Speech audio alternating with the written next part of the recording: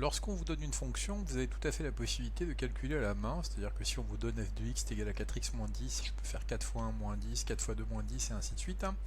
Mais en fait la calculatrice permet d'obtenir directement le tableau de valeurs.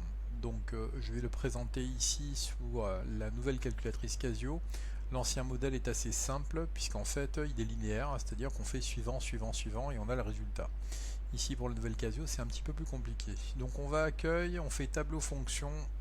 On va aller cliquer sur outils et dans un premier temps on va aller définir f de x.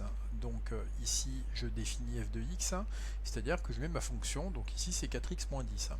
Quand je reviens ici, on voit que j'avais ici f de x et g de x qui étaient vides, maintenant je n'ai que g de x qui est vide, ça veut dire que f de x a bien été validé.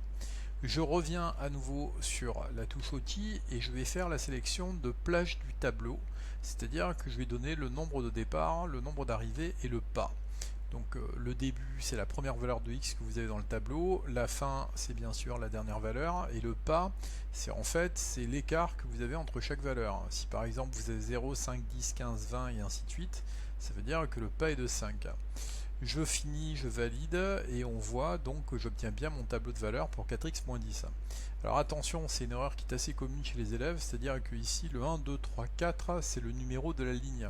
Par contre ici de x 0, 1, 2, 3 ce sont les valeurs de x. Donc faites attention quand vous lisez votre tableau pour ne pas vous tromper.